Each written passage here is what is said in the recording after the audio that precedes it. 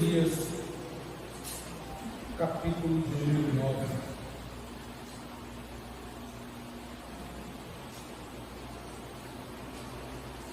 Jeremias, capítulo de número 9, nós vamos ler os versos 23 a 26.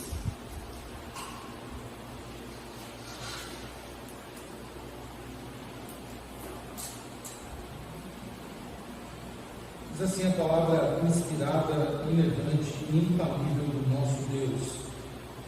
Assim diz o Senhor: não se glorie o sábio na sua sabedoria, nem o forte na sua força, nem o rico nas suas riquezas, mas o que se gloriar, se glorie nisso, em conhecer e saber que eu sou o Senhor, e faço misericórdia, juízo, justiça na terra, porque dessas coisas me agrado, diz o Senhor.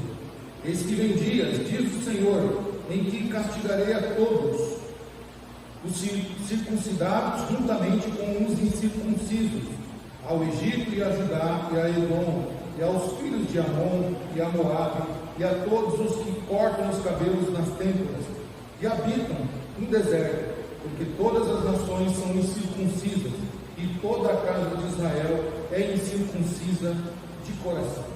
Vamos orar mais uma vez, meus filhos. Senhor Deus, eis a tua palavra, Senhor, que é viva e eficaz e mais penetrante do que espada alguma de dois gumes. E estamos aqui nessa noite, Senhor, para por ela sermos ensinados, exortados e edificados, ó Deus, para que o nosso coração seja moldado por ela, para que sirvamos a Ti melhor e nos rendemos, Senhor, ou nos rendamos a Ti como único e verdadeiro Senhor, o Senhor da igreja. Abra os nossos ouvidos para ouvir a Tua palavra e o nosso coração para recebê-la. E uma vez que nós ouvimos e recebê-la, Senhor, que nós venhamos a praticá-la, para que o Teu nome seja glorificado todos os dias através das nossas vidas. É a oração que fazemos em nome de Jesus. Amém. Meus irmãos, um dos grandes eventos históricos, sem dúvida nenhuma, foi a Reforma Protestante, dirigida ou conduzida por Martinho Lutero no século XVI. Martinho Lutero, um monge agostiniano que se converte, na verdade ele não queria fundar uma religião, ele queria apenas reformar aquele modelo que já havia, mas devido às circunstâncias que nós já sabemos, não foi possível. Então Martinho Lutero ele revoluciona através de muito trabalho, muito esforço e com muitos adeptos às suas ideias, e aquilo toma uma proporção tão grande que sai da Alemanha, partindo para a França, Holanda, os Países Baixos, Inglaterra e todo mundo. A Reforma Protestante ela chega e causa um grande efeito. Por que eu estou citando a Reforma Protestante? O que ela tem a ver com esse texto? Bom, certo dia chegaram para Lutero e falaram dos louros e quiseram elogiar Lutero por tudo que ele tinha feito, por todo o seu esforço, suas ideias, suas canções que ele compunha, seus sermões. E Lutero respondeu simplesmente isso: não fiz nada, tudo foi Deus. Ele disse isso: não fiz nada, tudo foi Deus. Meus irmãos, diante dos elogios humanos de uma grande obra como essa da Reforma, ou de uma pequena obra que eu e você possamos fazer, o desafio é o mesmo: como lidar com aquilo que causa em nós, ou que nos instiga a querer receber os louros, os louvores de uma obra feita. Dentro de nós ainda mora uma natureza pecaminosa que nós precisamos domá-la. E uma das coisas que nós precisamos compreender é que em nossa vida nós não temos espaço para nos vangloriar de nada. Tudo foi Deus, nada foi eu e você, tudo foi Deus. E o Senhor, ele exorta o povo de Israel nesse texto que nós lemos. Jeremias, e estudar os profetas é muito interessante por isso, nós estudaremos os profetas até o final do ano. Os profetas são homens usados por Deus para falar ao povo do seu pecado, primeiro denunciar o seu pecado e falar aquilo que Deus quer falar ao seu povo via profeta. Então o profeta ele é um instrumento de Deus para exortar o povo, para convocar o povo à verdadeira e genuína adoração do Senhor e para denunciar todo tipo de corrupção. Esse era o papel do profeta. E Jeremias, sendo um dos profetas usados por Deus, ele proclama essa mensagem nos dias em que precedia o exílio babilônico. Por causa do pecado de Israel, Israel ia ser cativo pela Babilônia, e Jeremias está exortando o povo, está profetizando o povo, justamente num período em que se aproxima o exílio babilônico através de Nabucodonosor, ali por volta do século 6 ou 7 a.C. E este período, meus irmãos, foi um período de grande declínio espiritual, mas foi um declínio profundo. Se os irmãos recordarem bem a história, depois que o rei Salomão morre, quem sobe ao trono é o seu filho Roboão. Roboão não seguiu os conselhos daqueles mais experientes, e Roboão disse aquela frase, o meu dedinho pequeno vai ser maior do que os ombros do meu pai. Assim como ele fez, o que ele fez com vocês nem têm ideia do que eu vou fazer, falando no popular. E então a tribo se divide, 10 tribos seguem Jeroboão e 2 tribos ficam com Roboão. E a partir daí então a tribo de Israel ela passa a andar separadamente.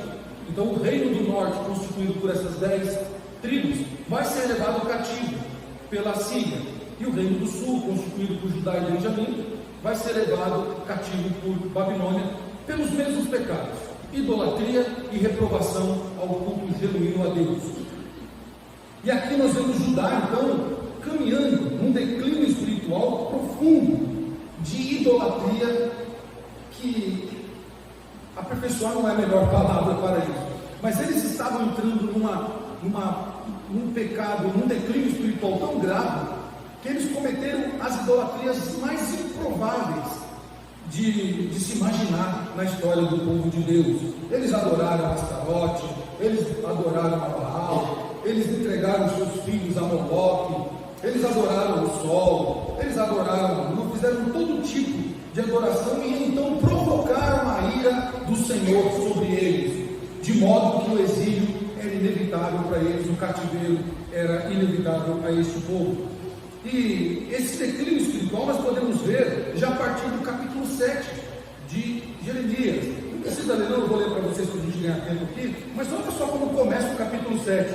Palavra da parte do Senhor foi dita a Jeremias: põe-te à porta da casa do Senhor e proclama ali esta palavra e diz: ouvi a palavra do Senhor, todos de Judá, vós que entrais por estas portas, para adorares o Senhor. Assim diz o Senhor dos exércitos, o Deus de Israel: emendai os vossos caminhos e as vossas obras, e eu vos farei habitar neste lugar. Não confieis em palavras falsas, dizendo: templo do Senhor, templo do Senhor, templo do Senhor é este. Mas se deveras emendares os vossos caminhos e as vossas obras, se deveras praticardes a justiça, cada um com o seu próximo, e não oprimir o estrangeiro, o órfão e a viúva, nem derramares sangue inocente neste lugar, nem andares após outros deuses para vossos próprios mal, para o próprio mal, eu vos farei habitar neste lugar, na terra que dei a vossos pais, desde os tempos antigos e para sempre.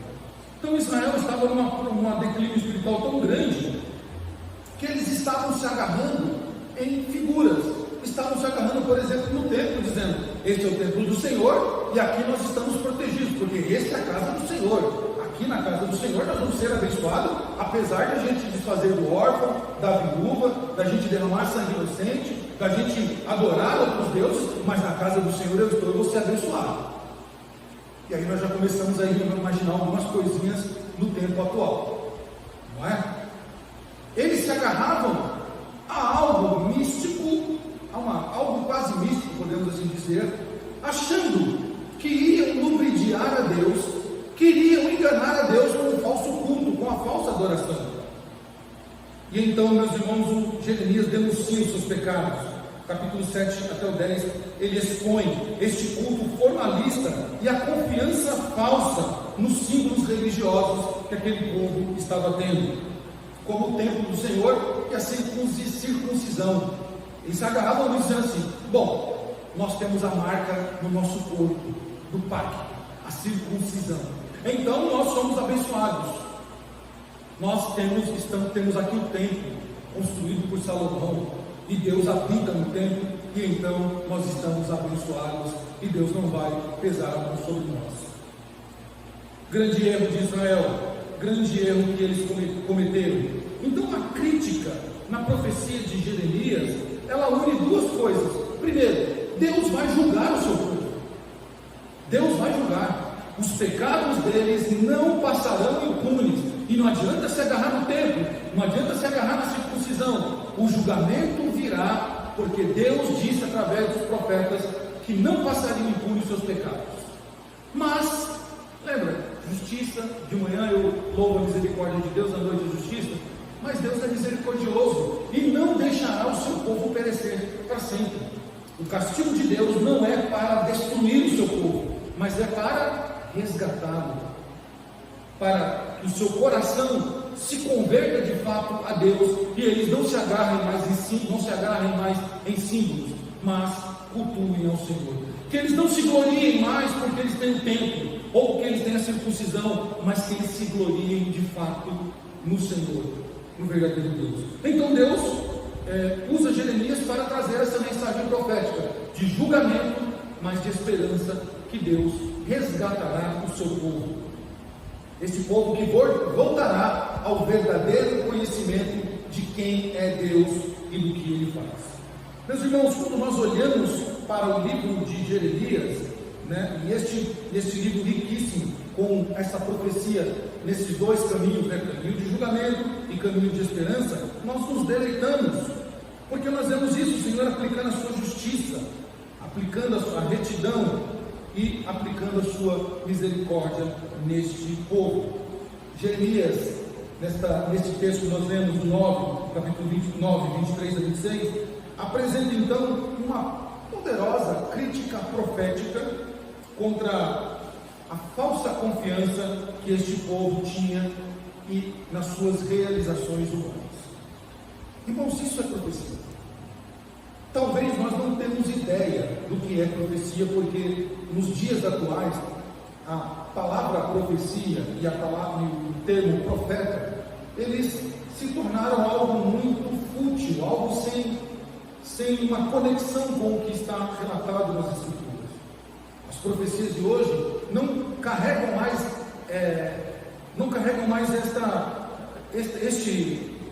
essa ideia, né, de Jesus, do Senhor Deus, exortar o seu povo através da profecia e também dizer: eu vou julgar você, mas eu vou te levantar. Então, as profecias de hoje, elas não carregam mais essa ideia que as profecias bíblicas traziam. E o termo profeta, então, se tornou muito mais vazio do que realmente era um profeta. Um profeta era alguém usado por Deus de fato. Era um mensageiro de Deus que carregava uma mensagem de Deus. Então, quando o profeta se aproximava, havia então na cidade um temor, mas um temor de coração verdadeiro, porque eles sabiam que aquele profeta estava ali não para tirar férias, não para tirar uma selfie e postar na sua rede social. Aquele profeta estava ali para um fim específico do Senhor. Em alguns momentos, a população chegava, né, para dizer: Senhor profeta, a tua vida aqui é de paz? É de paz a tua vida? Eles sabiam que o profeta carregava a mensagem de Deus. Hoje, infelizmente, nós não conseguimos ver isso naqueles que são chamados profetas. E então, meus irmãos, esta mensagem de Isaías, ela carrega isso, uma poderosa crítica profética, e conclama o povo de Israel aqui a se gloriar apenas em conhecer o Senhor. Eles se gloriavam, como eu disse, em dois símbolos: o templo, e se gloriavam na circuncisão, mas Deus exorta aquele povo dizendo: vocês querem se gloriar? Vocês querem se gloriar? Se gloriem em conhecer-me. Né? Por quê? Porque o texto termina de uma forma brilhante. O Senhor dizendo para eles: vocês não têm o que se gloriar. Por quê? Porque diante de Deus, todos, exatamente todos, tanto os estrangeiros quanto o povo de Israel, perante Deus, eles são igualmente tratados no juízo divino. Não importa se são circuncidados ou incircuncisos, diante de Deus, todos serão tratados da mesma maneira. O juízo será aplicado tanto para o judeu quanto para o estrangeiro. E para nós, isso também vale de exortação, meus irmãos. Nós não podemos nos agarrar em símbolo dizendo: eu estou na igreja, então eu vou ser abençoado por Deus. Eu estou na igreja, então Deus vai ter que me abençoar. E não importa o que eu faço fora da igreja. Mas eu tenho a Bíblia na minha mão, então eu estou protegido. Basta eu abrir ali no Salmo 91 ou no outro salmo que eu gosto. Não é isso que Deus pede. Deus pede para nós: querem se gloriar? Vocês querem encher o peito e dizer assim: eu sou abençoado por Deus? Então se gloriem em me conhecer, diz o Senhor. Em me conhecer. Conhecendo a Deus, meus irmãos, os símbolos, eles serão deixados de lado por nós. Não que o templo não tinha importância, não é isso. Não que a circuncisão não tinha importância, não é isso. É que eles estavam se agarrando mais nisso do que propriamente em se relacionar com o Senhor. Não que a igreja ela não tenha importância, não que abrir a Bíblia para ler, imagina, não tem importância, claro que tem, mas o que Deus pede de nós é que nós nos relacionemos com Ele verdadeiramente. E então, meus irmãos, analisando esse texto, nós podemos então extrair deles algumas verdades para a nossa vida. Primeiro, que a exortação principal aqui de Jeremias a esse povo é que eles conheçam o Deus de Israel. E é algo que Jeremias vai tratar no seu livro, né? Já visto o trecho famoso de Jeremias 33, né? Conheçam e prossigam em me conhecer. Então Deus convoca o seu povo a conhecer o Senhor. Então os temas presentes no livro de Jeremias são conhecimento de Deus. Sem o conhecimento de Deus não há relacionamento. E conhecendo o Senhor, nós vamos entender que Deus ele é justiça, juízo e misericórdia. Justiça, de uma forma igual para todos. Ele é juízo, o juízo parte dele. E ele é um Deus de misericórdia. E agora Deus ele não quer mais que nós nos agarremos a símbolos humanos, como os judeus faziam, que era a circuncisão no corpo. Agora o Senhor pede para que a circuncisão seja no coração. E é isso que ele termina: circuncisão no coração. Jeremias então ele antecipa, né, o ensino que nós vamos ver nas cartas do apóstolo Paulo, principalmente, sobre a renovação da aliança que Deus faz com o seu povo, em que o conhecimento de Deus agora não estará restrito somente ao povo de Israel, mas esse conhecimento será amplificado por toda a raça humana. Todos os seres humanos agora terão acesso ao conhecimento de Deus, e então Deus será realmente conhecido por todos. E Deus então julgará todos de forma igual. Então, lendo para esse texto, meus irmãos, a primeira coisa que nós precisamos aprender está aí no versículo 23. O alvo da glória humana. Qual é o alvo da glória humana? São os nossos esforços? É a nossa luta diária? É a nossa santidade? É a nossa presença exemplar na igreja? É a nossa inteligência? É o quanto nós estudamos? Não. Versículo 23, ele nos convoca a essa reflexão, dizendo que nós devemos nos gloriar no Senhor. Assim diz o Senhor: não se glorie o sábio na sua sabedoria, nem o forte na sua força, nem o rico na sua riqueza. Então o convite aqui é para que nós não sejamos, não caímos naquilo que todo homem é tentado. Eu e você somos tentados a nos agarrar nisso. Nós somos tentados. a nos agarrar nisso, na nossa sabedoria, na nossa riqueza, na nossa força, na nossa inteligência. Então, as pessoas são tentadas a confiar em suas capacidades e conquistas.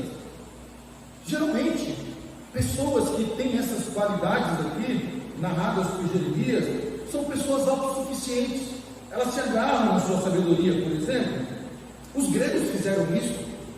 Os gregos foram quem difundiram a sabedoria por todo o mundo, com as suas filosofias. Então, você conversar com o grego, ele já ia para o campo da sabedoria, já te trazia para o campo do conhecimento. Não estou dizendo que com isso nós não devemos buscar sabedoria. Não estou dizendo que nós não devemos estudar, ler bons livros, estudar a palavra de Deus, procurar capacitação cognitiva, ou melhorar nossa questão cognitiva. Não é isso. Nós não podemos, por mais sábios que sejamos, por mais conhecimento que tenhamos, nós não podemos nos agarrar nisso a ponto de fazer disso o nosso objeto de vanglória. Então as pessoas são tentadas nisso. E aqui, meus irmãos, cabe uma crítica a essa geração que se acha a geração mais inteligente de todos os tempos. Quando nós olhamos para o passado, nós olhamos homens, nós chamamos eles dos gigantes da fé.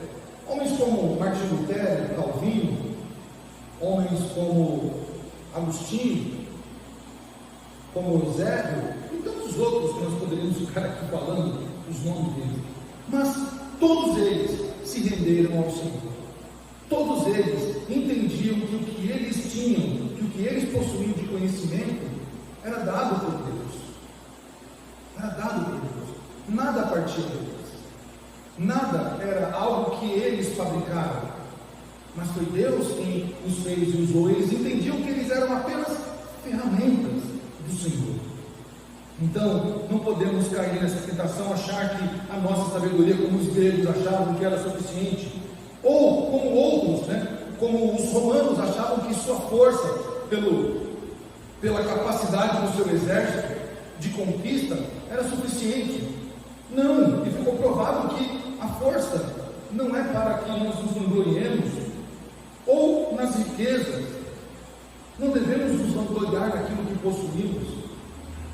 Aquele jovem rico, quando foi questionado por Jesus para o seguir, deixando a sua riqueza, ele não conseguiu, porque ele achava que a sua riqueza era suficiente, que com a sua riqueza ele poderia servir a Deus sem a necessidade de uma renúncia. O escritor chamado Tim Keller escreveu um livro chamado Deuses Falsos, e nesse livro, meus irmãos, ele denuncia toda a idolatria do nosso coração, tudo aquilo que o nosso coração é tentado a idolatrar, a colocar no lugar de Deus, seja sabedoria, seja força, seja riqueza, sejam outras coisas. Então nós precisamos combater, meus irmãos, esse que no nosso século é chamado de o sucesso da autoafirmação, que tem invadido a nossa cultura secular, atraindo as pessoas. As pessoas hoje estão procurando a sabedoria, procurando o conhecimento e se agarrando nisso. E então, com esse tipo de sentimento, eles não conseguem mais acreditar, por exemplo, que a história do Gênesis é verdadeira, que realmente Deus usou Moisés para abrir o mar, que realmente houve um homem com uma força descomunal, como Sansão, ou que um grande peixe abriu a boca e engoliu o profeta, e esse ficou vivo lá no ventre dele.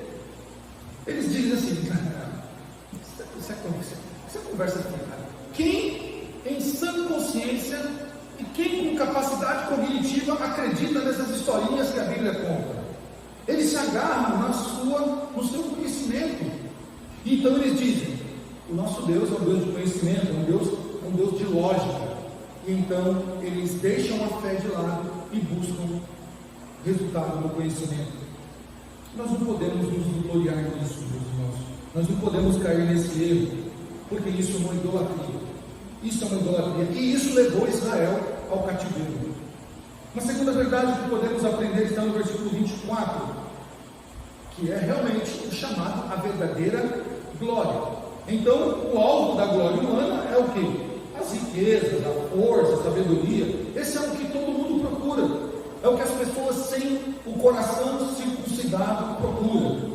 Mas aí o Senhor diz, então, qual é o alvo da verdadeira glória, ou qual é a verdadeira glória que nós devemos buscar. Mas o que se gloriar, glorie-se nisto, em me conhecer e saber que eu sou o Senhor e faço misericórdia, juízo e justiça na terra, porque destas coisas me agrado, diz o Senhor. A verdadeira glória, meus irmãos, está então em conhecer ao Senhor Deus. E isso envolve uma relação íntima com Ele. Eu creio que isso não temos dificuldade de entender. Como você vai conhecer uma pessoa? Se você se relacionar com ela. Não dá para conhecer alguém se você não se relacionar com ela, dizendo assim, eu conheço fulano, mas você convive com ela? Não, conheço só de vista. Então você não conhece ela. Para conhecer a Deus, nós precisamos nos relacionar intimamente com Ele. Tá? Intimamente com Ele. Só que tem um problema. Como conhecer um Deus que é quase que impossível de conhecer na sua totalidade? Nós usamos duas palavrinhas na teologia para descrever isso. Deus é transcendente e Ele é imanente. Transcendente por quê? Porque Ele ultrapassa a capacidade humana de conhecimento. O nosso conhecimento é limitado diante daquilo que Deus de fato é. Quer ver um exemplo disso? A Bíblia diz que o universo não pode conter Deus. Deus é tão grande que o universo não pode contê-lo. Mas a Bíblia também diz que Ele mora onde? No nosso coração.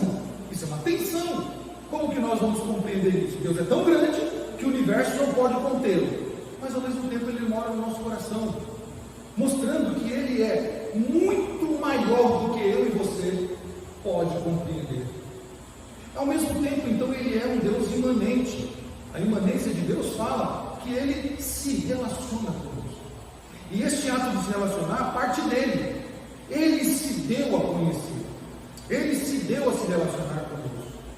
Esse Deus grande, Ele é suficiente. Deus não sente falta de nada. Deus, quando criou a raça humana, não disse, vou criar o homem e a mulher porque eu estou muito sozinho, eu estou meio deprê, eu estou meio aqui na solidão, não tenho com quem falar, então vou criar um casal. Não foi isso. Deus criou o homem para Ele se fazer conhecido. Deus não tem falta de nada. E então Deus ele se dispõe a ser conhecido pelo homem. E Jeremias então exorta o povo a isso. Vocês querem se gloriar? A verdadeira glória nossa é conhecer o Senhor, é se relacionar com Ele, tá? E isso, meus irmãos, marca então, ou melhor, essa profecia então ela é marcada com um ato de misericórdia. Como é que eu conheço o Senhor? Como é que eu consigo entender a Deus? Como é que eu consigo me relacionar com Ele? Jeremias diz, através da misericórdia, da justiça e da retidão. Quando nós olhamos a misericórdia de Deus, a sua justiça e a retidão do nosso Senhor, nós estamos conhecendo a Ele. Quando Ele aplica a sua misericórdia em nós, Ele está se fazendo conhecer, mostrando, dizendo assim, olha, eu sou um Deus misericordioso. Quando Ele coloca a sua retidão em nossa vida, Ele se dizendo, eu sou um Deus de retidão, eu sou um Deus justo. E nós precisamos então, meus irmãos, conhecer o Senhor para aprender dEle e aprender a se relacionar com Ele. Um escritor chamado Bryan Chapell escreveu um livro chamado Pregação Cristocêntrica, e neste livro ele destaca realmente que toda a pregação, que todo o exercício de leitura da Bíblia, que todo o devocional nosso deve ter como ponto central o caráter redentor do nosso Deus.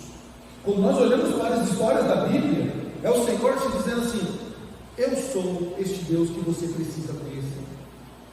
Eu sou este Deus que quer se relacionar com você.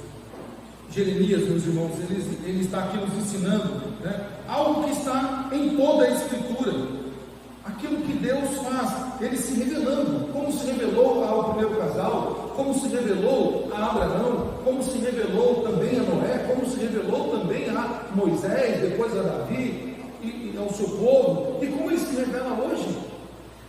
Então nós precisamos e somos convocados a esse chamado à verdadeira glória, conhecer ao Senhor nosso Deus. E quando nós conhecemos a Ele, meus irmãos, nós então vamos poder nos relacionar com esse Deus e vamos conseguir compreender muitas coisas que aquele que não conhece a Deus não compreende. Muitas coisas. Há coisas que somente aqueles que conhecem o Senhor podem compreender nesta vida. Mas para conhecer a Deus, Ele exige uma coisa de nós para que Ele se revele: fidelidade de coração. É isso que Ele exige de nós. Ele não quer que nós sejamos um povo que nos agarremos a símbolos externos, mas que o nosso coração seja fiel a Ele. E essa ênfase que Jeremias dá no conhecer ao Senhor, ela de certa forma antecipa, né, aquilo que nós chamamos da resolução de Cristo, que vai acontecer no Novo Testamento, em que o verdadeiro conhecimento de Deus se manifesta perfeitamente, como diz o escritor aos Hebreus, né? Ele, outrora Deus nos falou pelos pais, depois pelos profetas, mas hoje Ele nos fala através do Filho. Ou seja, Jesus Cristo é o verdadeiro conhecimento de Deus. É Deus encarnado, é Deus revelado a toda a raça humana. Então, se nós queremos conhecer a Deus de fato, precisamos conhecer o seu Filho Jesus Cristo, que é a revelação máxima de Deus. Máxima de Deus. Como conhecer a Deus? Olhando para Jesus, que é a expressão máxima da revelação de Deus. Meus irmãos, o breve catecismo, inclusive, o nosso breve catecismo na pergunta 4, os nossos jovens estão afiados nisso, eles já aprenderam. A pergunta 4, ela é muito simples. Ela diz assim: quem é Deus? E às vezes parece uma pergunta tão fácil de responder, né?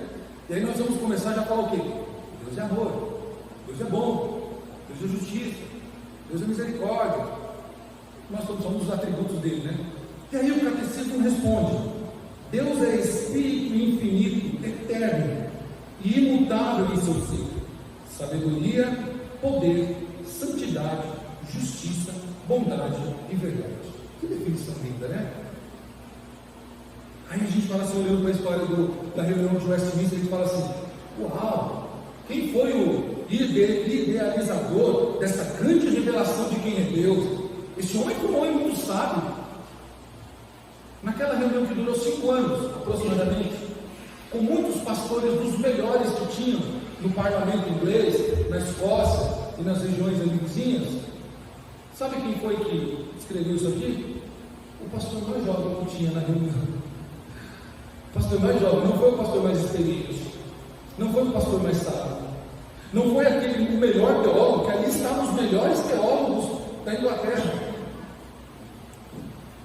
Deus confunde o sábio, né? O que mais? Essa definição de Deus aqui não saiu da mente daquele pastor jovem. Sabe como foi?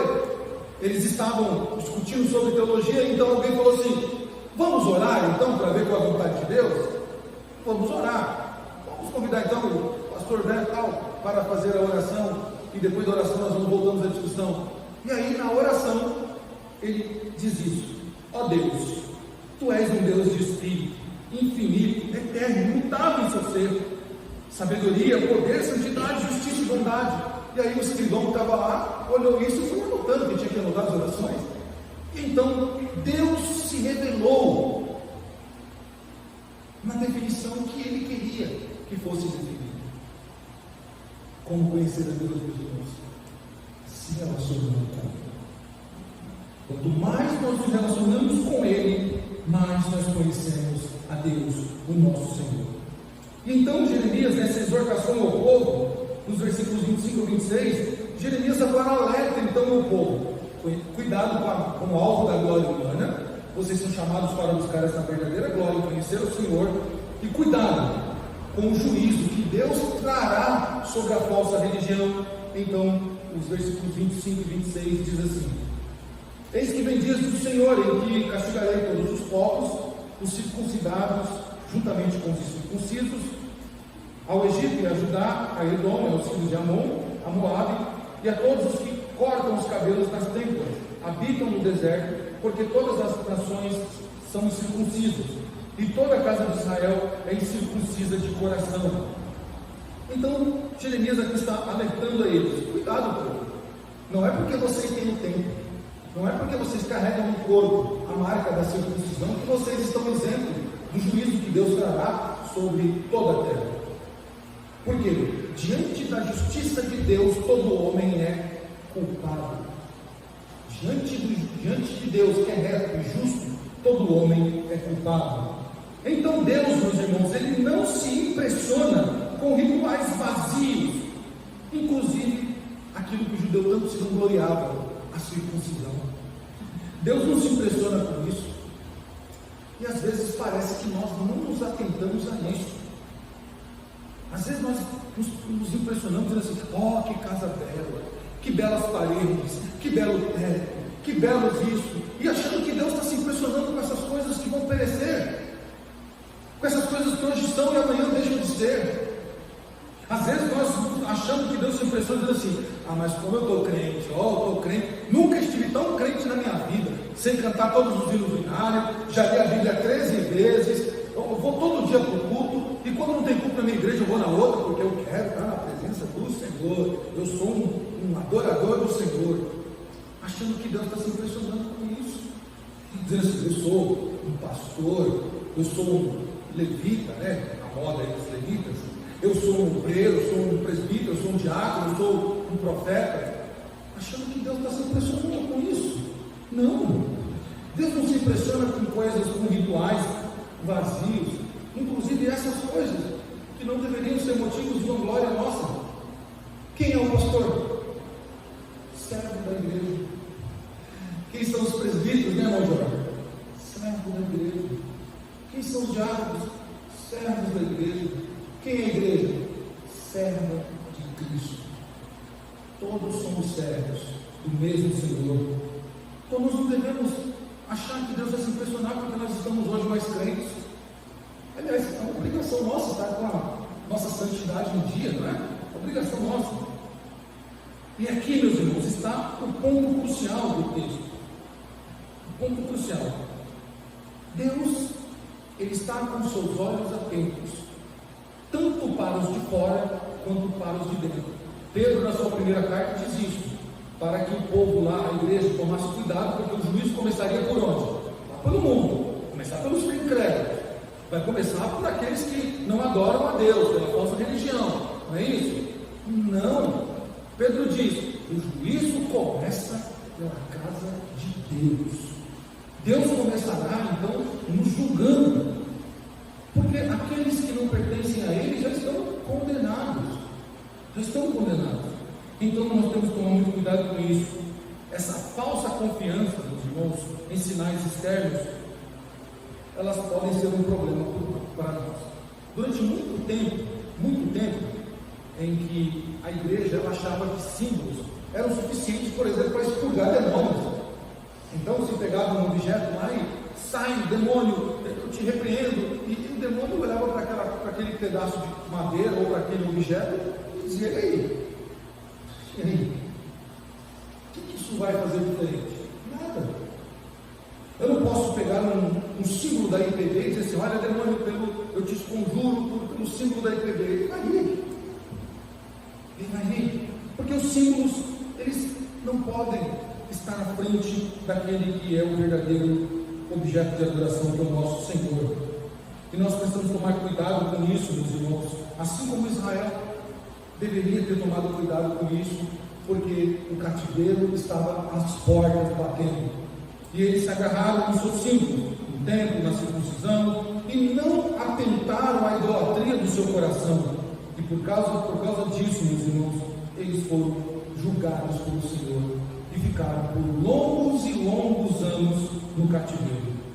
A crítica de Jeremias era para que o povo tivesse uma preparação no seu coração, para que eles olhassem para o seu coração e tirassem todo tipo de idolatria, tirassem todo tipo de engano, todo tipo de vanglória, achando que eles eram melhores do que outras nações. E isso está de acordo com o que o Novo Testamento nos propõe. A crítica de Jeremias para o povo de Israel, ela na verdade é um preparo para o povo de Deus, para aquela ênfase que Paulo dá nas suas cartas que a verdadeira circuncisão é a circuncisão de coração. De coração. Nosso coração precisa ser circuncidado de fato pelo Senhor. E então, meus irmãos, de que forma isso nós podemos olhar para o nosso Senhor diante desse texto? Esse texto de Isaías, ele aponta para a pessoa de Cristo, como revelação plena de Deus. E o próprio Senhor Jesus, diante dos seus discípulos no Evangelho de João, capítulo 14, ele diz isso: quem vê a mim, vê ao Pai. Vocês querem conhecer a Deus? Foi essa, a indagação dos discípulos. Senhor, mostra-nos o Pai, queremos conhecer o Pai. O Senhor diz: quem vê a mim, vê o Pai. Vocês querem conhecer o Pai? Então, andem comigo, me vejam, se relacionem comigo. A encarnação, meus irmãos, é o caráter de Deus expresso na humanidade, com a sua justiça, misericórdia e retidão. Cristo, ele cumpre em si a justiça de Deus de fato. Nós estamos aprendendo isso na escola dominical. Cristo cumpre em si mesmo, na sua pessoa, a justiça de Deus. E ele revela também o seu juízo que há de vir sobre os incircuncisos, há de vir sobre toda essa terra. E ele oferece então também a sua misericórdia, salvação a todos aqueles que creem no seu nome. Quando nós olhamos para este mundo, esse mundo ególatra, este mundo soberbo, este mundo que cada vez mais procura se agarrar em coisas supérfluas, em símbolos vazios, eles estão ouvindo o clamor do nosso Deus mediante a igreja, dizendo: se convertam, se arrependam, há de vir juízo sobre toda a terra. Mas para aqueles que creem no Evangelho, para aqueles que creem em Jesus, haverá misericórdia. O Senhor não deixará que os seus pereçam. O Senhor sempre tem um plano de salvação para o seu povo. Então nós precisamos ter isso em mente, meus irmãos. Nós somos os profetas do dia atual. Nós somos um instrumento de Deus para este mundo pecaminoso, que assim como nos tempos de Noé insistiam em se afastar do Senhor e viver a sua vida, a igreja hoje precisa profetizar a este mundo pecador, dizendo: deixem os ídolos, abandonem esses símbolos vazios, não se agarrem em religiosidade, não se agarrem em vãs sabedorias, mas se vocês querem ser salvos, conheçam e prossigam em conhecer ao Senhor, o nosso Deus. Terminando, meus irmãos, a verdadeira espiritualidade, ela não se expressa em status de crente, não se expressa em status de religioso, ou poder, ou algum rito que nós podemos fazer, mas a verdadeira espiritualidade é essa: o quanto você conhece a Deus é o quanto você é um crente espiritual. Olha que exercício bom para a semana, né? Vou fazer aqui o exercício da semana. Quanto é que eu sou espiritual? Deixa eu ver quanto eu conheço a Deus, quem Deus é, o que Ele faz, os seus atributos, né? Como Ele se revela nas Escrituras, quem é Jesus, a sua obra na cruz, o Espírito Santo, e tudo aquilo que o Senhor faz. Quanto mais eu conheço a Deus, mais fica evidenciado a minha espiritualidade. A circuncisão de coração exigida pelo Senhor nas Escrituras, meus irmãos, ensina que a fé autêntica, a fé genuína dada por Deus, ela exige transformação interior. E às vezes, eu acho que quase sempre, aliás, nós achamos que Deus está preocupado com o nosso exterior, com o nosso penteado, com a nossa roupa, com o nosso bigode, sei lá, alguma coisa assim, né? Um coração circunciso, ele exige que haja uma mudança interna primeiro. A mudança externa vai ocorrer gradualmente, internamente. Nós falávamos aqui no discipulado do professor Raimundo e também na escola bíblica: quem nos viu nos vê agora e diz: o que aconteceu? Eu era outra pessoa, aquela outra pessoa já não existe mais, morreu, porque agora no meu coração Ele é de Jesus. O meu coração agora não reina mais as coisas desse mundo, mas reina o verdadeiro Senhor. Então, a circuncisão no coração, ela exige isso, meus irmãos, uma mudança, uma transformação interior. Por isso que Paulo exorta os seus leitores dizendo assim: aquele que roubava, não rouba mais, não roube mais. Aquele que mentia, não menta mais. Nós podemos aí, com todo o respeito, nós podemos acrescentar mais algumas coisas, né? Assim, aquele que fofocava, não fofoque mais. Aquele que dava calote no seu irmão, não dê calote mais. Isso não é coisa de quem está aliançado com o Senhor. Aquele que fazia falcatruas, não faça mais. Aquele que dava prejuízo ou tinha hábitos mundanos, não tenha mais. Se você foi circuncidado no coração, a transformação precisa ocorrer. Então, meus irmãos, o chamado à glória do conhecimento de Deus desafia essa cultura da vanglória humana. O chamado que eu e você temos da parte de Deus, que é conhecê-lo, que é se relacionar com Ele, precisa entrar em atrito com a cultura e a vanglória deste mundo. Não há como relacionar as duas culturas, elas são inimigas por natureza. Não dá. O mundo, a cultura mundana, a cultura deste mundo, é de vanglória humana, se gloriar na riqueza, no poder, na sabedoria, no conhecimento, nos símbolos. A cultura do coração circuncidado, do chamado que nós temos é conhecer o Senhor. No que se você se gloria? No Senhor. E por fim, irmãos, este texto de Jeremias, ele é transformador, ele é maravilhoso, porque ele confronta a religiosidade superficial, e ele convoca então aquele que é um religioso superficial a viver de forma plena, total, a verdadeira fé, a verdadeira aliança viva com Deus, que é uma antecipação aqui na terra do reino que está por vir.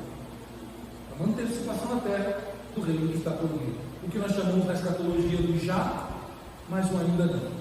Já podemos viver como verdadeiros cidadãos dos céus aqui na terra, mas ainda não viveremos isso na totalidade, porque vem no futuro nós viveremos dessa maneira. Portanto, no que você tem se gloriado? No que você tem se agarrado e se gloriado? No que o seu coração tem se inclinado a se vangloriar? Nossa oração é que seja conhecer o Senhor e prosseguir